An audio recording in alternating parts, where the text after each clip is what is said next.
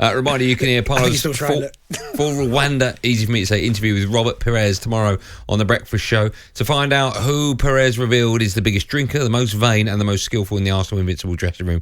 Parlour will be back alongside Alan Brazil. That's from 6 a.m. with former West Ham and Man City winger Trevor Sinclair joining them from 8 a.m. During the Invincible, you drink a lot. No, but that was Pires. We're waiting for Ray Parlour. The one thing you had to do. Hey, Pires is French. Yeah, we know that Pires is. No, Ryan, leave it, Ryan. Ryan, look at me. Ryan, leave it, Ryan. Ryan, put it down. Sylvain Wilton. No, that's Pires again. Just leave it, Ryan, all right? Just put the toy down and walk away. Tell me about Robert Pires. How good a player was he? Well, he used to come back and train with us. Like, when he was retired, he must have been early 40s. And he used to train with us, and I promise you, he didn't look out of place. Like, he still could have played. I played with him at Villa. I remember that. I played against him. I played with him at Villa. I walked in the dressing room. I forgot that he was there. I was starstruck. Sat next to him in the change room. I asked him who was the gaffer? Go on. Gerard Houllier. Yeah, I played against you. I asked him the most questions about Arsenal, because obviously being an Arsenal fan, but even in training, his touches. Did he think you were a competition winner? No, he knew I wasn't. He knew I wasn't. So, but honestly, he had the hardest. He went that Marcus Bentley and half goes on there.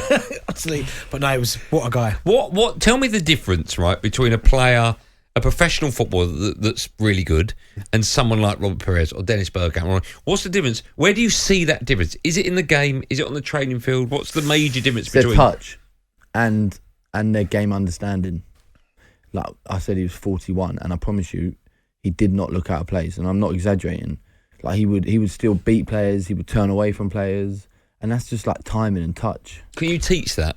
Or is that a natural talent? I think you can develop it.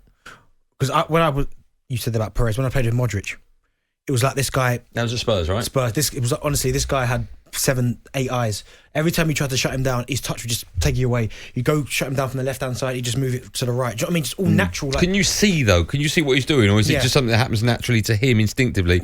You give him the ball in any scenario, and he'll just keep the ball, keep it moving, drive forward, do something with it every single time. He'd never give the ball away. And exactly the same in training. Would he practice things like that? Exactly the same in training. To the point, I think when a player is that good in training, and you know that you trust him with the ball.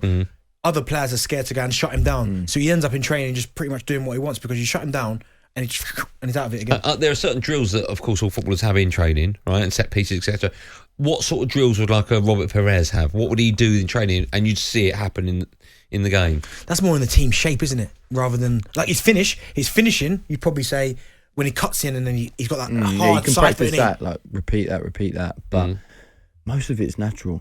Like, obviously you do drills, you do possessions, you do finishing drills, but I don't think you can coach that natural ability.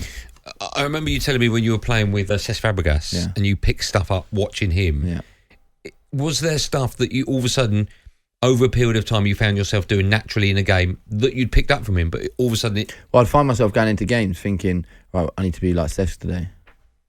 And what I mean by that is things he would do, not really out of possession, but on the ball. Like, he would always, and I'd call it the Cesc pass, because he would always, instead of just focusing on like what's around you, his head would be there, so he could see everything. And like he'd make a pass, and it wouldn't even be on, but then someone would think, "God, that's for me," and run onto it. And that's the sort of thing you can't teach. Putting a ball into a space that you know someone's going to get onto. You've got to have that talent to find that, to see awareness. That pass. It's awareness. Yeah. So you probably can teach it, but it's difficult, because naturally when players get the ball, they want to look at the ball and see what they're doing with the ball. But just to lift your head up, not many players can do that. Well, you were very good with the ball at your feet, right? Did you ever play under a manager? I was very good. You were very good, yeah. I'm not. Well, we haven't seen you for, 6 months? Then you look at my Instagram. Yeah, but I look good on Instagram. But have you ever played under a manager at any level that's either told you not to do that as much, or maybe do it a bit more? Or of all the managers, because of your talent you've got, stay on the ball. Just be yourself, be your natural self on the ball. No, they've allowed you to play your natural game. I like that. He's just talking about Cesc Fabregas, players he looked up to that he learned from. Strikers must have been quite a few that you played with, that you picked up stuff in training. Yeah, but the role kind of changed, because it went from 4-4-2, didn't it, to then 4-3-3 effectively. But when you were at Spurs, they had Defoe, Berbatov and Keane for you to... Do you know that before that, and I go way back to the very start probably, and Jack might not even remember him. Do you remember Marcus Stewart? Yeah. You know what? He was Charlton, was he? No, he was Ipswich. Right, this guy was probably, he weren't the quickest, he was the cleverest centre forward. He was like Kevin Phillips. Like, even though they weren't like blistering pace, he'd pop up in areas where he'd have about 5 yards of pace in the box, bang, goal. And you'd go, well, how's no one marked him? But when you start to watch him closely, like, as I did, his movement was ridiculous. But did you see bits of your game develop because you were copying him? Watching him. So he'd do things that I was a lot quicker than him. So if anything, it benefited me more because I watched him do things like he'd get in eye contact with a midfielder, he'd act like he was going towards him to receive the pass and then just spin. And you know what that's like? It's impossible. Defenders ball watch. And he ain't got the pace. I took things like that from him because I thought if I do that, there's no way they're catching me. They can catch Marcus because he's not the quickest. But his timing as well, everything was just spot on. When you're training, are you training just with strikers? For the majority, I know you're going to have game time, I know that. But the majority, is everyone separate? Defenders, they all train on their own, midfielders and strikers? Does it work like that? You have like unit days. Towards the end, you had unit days where you'd have the midfielders working with the midfielders, strikers with the strikers, defenders with the defenders. But early on in my career, it was kind of all together. And if you wanted to do your extra bit of work, you'd have to do that after training. But that's where you really, I mean, I've studied Marcus Stewart for seasons, where he's honestly so clever. Because, as I said, he had no pace, like he couldn't run. But all of a sudden, he'd get the ball and he'd have 10 yards of space. And I'm thinking, well, how's that possible? Did you have drills where you throw a beach ball in and you just have to? Well, you're with the young kids now at Arsenal, right? Yeah. How does training work with them? Are they all together? Are they separate? A little bit of everything, really, because they're young kids, so the main thing for them is development. So their week would look like Monday, Tuesday, where how old are we talking, Jack? Under 18s. Okay. 16, 17. So yeah, the first 2 days of the week will be like their individual development plans, IDPs we call them. And then Thursday, Friday would be match prep. So it depends who, like we're playing Stoke this weekend. So today we were preparing for that game, and that's everyone together. You might like pull the strikers away and work on how you're going to press and stuff like that, but mainly together. And at that age, 16, 17, they're signed up by Arsenal. That's their job. They get paid by Arsenal. Yeah. Okay. Are they all on the same wage? Majority of them, because they're scholarship. It's a scholarship. Okay. 2-year scholarship. Arsenal have always had good kids, haven't they? Even from when I was in the youth team. My youth team was a joke. Yeah, but even like I'm talking about to like Jermaine Pennant's age. Yeah. They always had the best kids about. Who's in your youth team? Henry Lansbury, Emmanuel Frimpong. He was a player in, by the way, Frimpong. J. Emmanuel Thomas, Sanchez Watt, Luke Ayling, who's at Leeds now. Yeah. Carl Bartley's at West Brom. And what did you win? Youth Cup. You won the Youth Cup, did you? Okay. How important is it that you get a group of players like that they can continue into the first team setup? That's difficult because... Was you the only one? You and Frimpong? Me, Frimpong, Lansbury a little bit. Lansbury, by the way, was a joke as a kid. Like, he could... Why didn't he step up?